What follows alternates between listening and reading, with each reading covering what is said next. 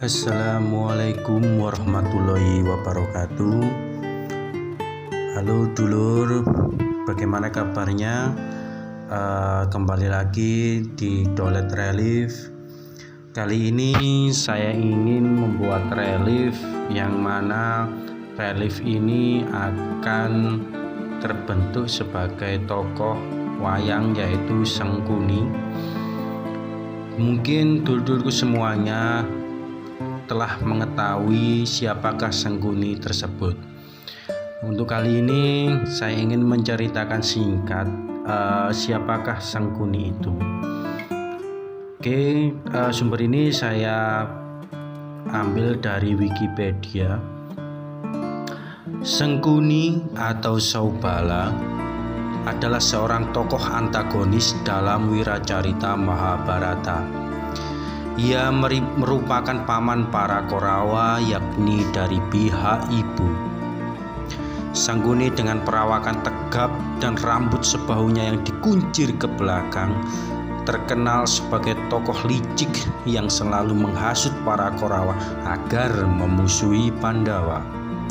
Ia berhasil merebut kerajaan Indraprasta dari tangan para Pandawa melalui sebuah permainan dadu.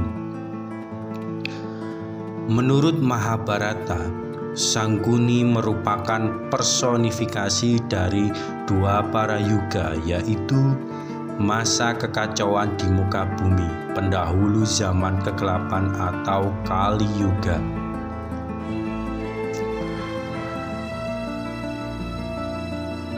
Dalam pewayangan Jawa, Sengkuni sering diejak dengan nama Sengkuning.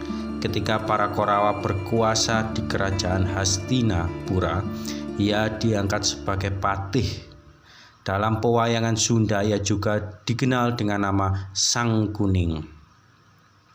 Dalam kitab Mahabharata disebutkan bahwa Sengkuni merupakan pangeran dari kerajaan Gandhara pada masa pemerintahan Subala.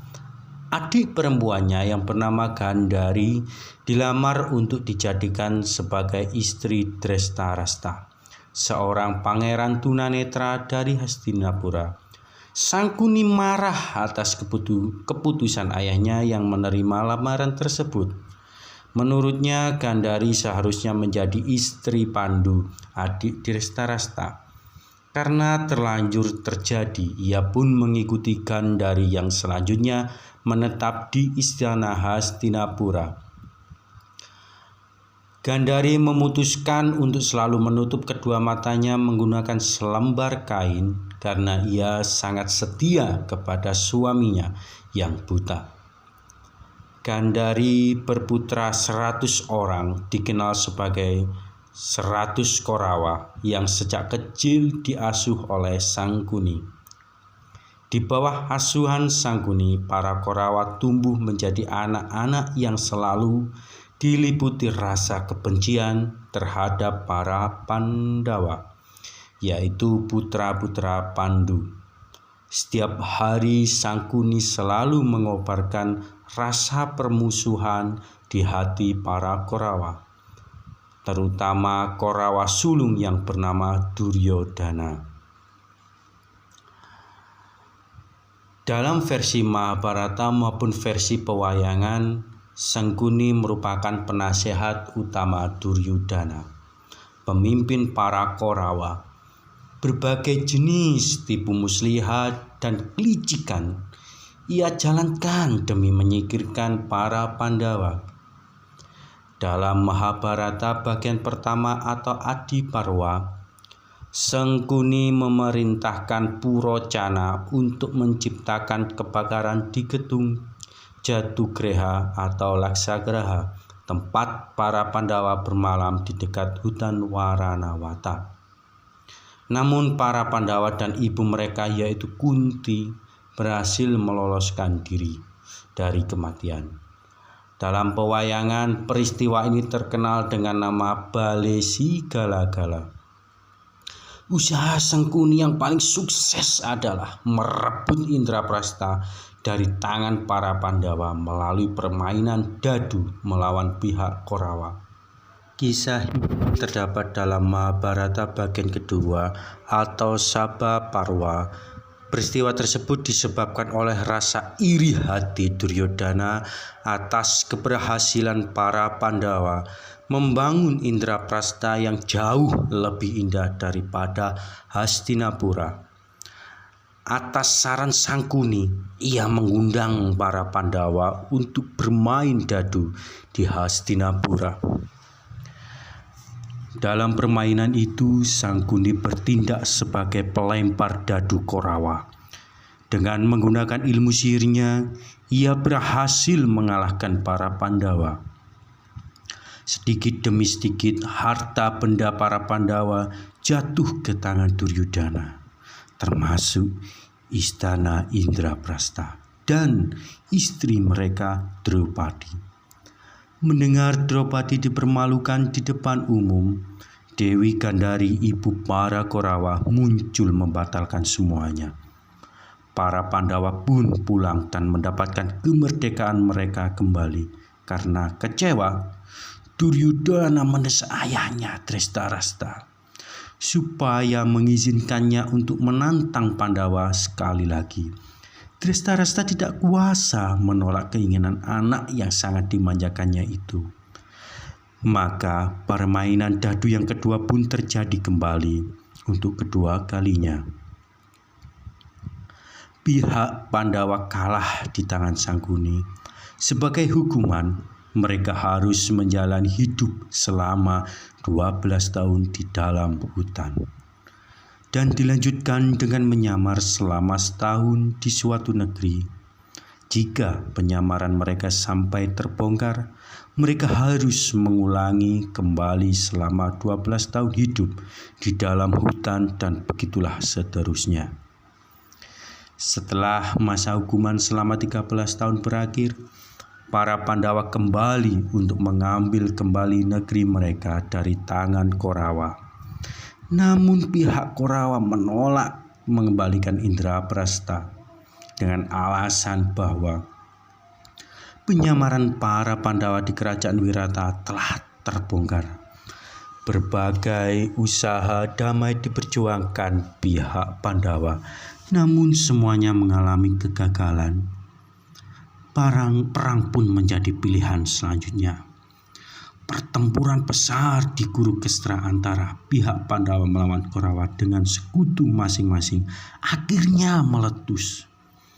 Perang yang juga terkenal dengan sebutan Bharatayuddha ini berlangsung selama 18 hari, di mana Sangkuni tewas pada hari terakhir. Menurut versi Mahabharata bagian ke-8 atau Salya Parwa, Sangkuni tewas di tangan Sadewa yang bungsu di antara 5 Pandawa. Pertempuran mereka terjadi pada hari ke-18. Kisah versi India sedikit berbeda dengan Kakawin Bharatayuddha yang ditulis pada zaman kerajaan Kadiri tahun 1157. Menurut naskah berbahasa Jawa kuno ini, Sangkuni bukan mati di tangan Sadewa, melainkan di tangan Bima, Pandawa yang kedua. Sangkuni dikisahkan mati remuk oleh pukulan gada Bima. Bima kemudian memotong-motong tubuh Sangkuni menjadi beberapa bagian. Sangkuni sendiri asalnya dari kerajaan Gandhara, berkasta kesatria, senjata tombak. Ayahnya bernama Subala, ibunya bernama Sudarma, istri bernama Arasi, dan anak bernama Uluga. Sekian cerita singkat dari Sangkuni. Banyak sekali nilai-nilai yang bisa kita petik. Menurut saya, jikalau kita ingin mendapatkan sesuatu, jika kita mendapatkan apa yang kita pinta, apa yang kita inginkan, janganlah berbuat licik. Janganlah kamu mengorbankan saudara-saudaramu agar kamu mendapatkan sesuatu. Sangkuni ini adalah paman juga dari para Pandawa, tapi begitu teganya dia menghasut keponakannya sendiri, Duryudana, bersama para Pandawa.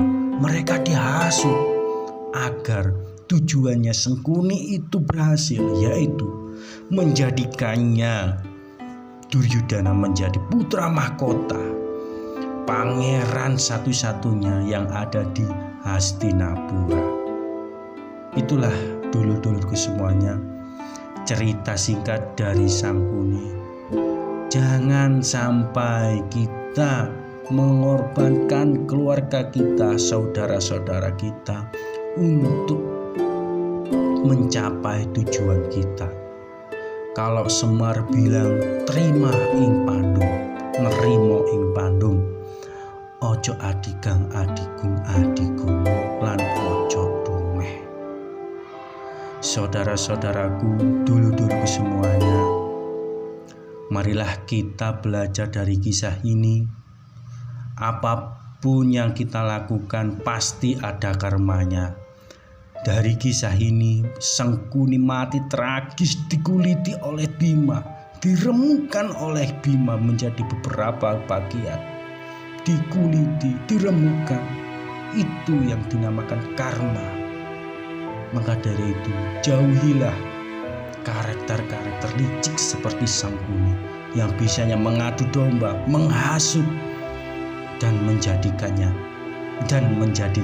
sebuah peperangan. Ingat, lidah memang tak bertulang, tapi kalau lidah ini tidak bisa kita kontrol akan mengakibatkan bom yang mengalahkan bom nuklir.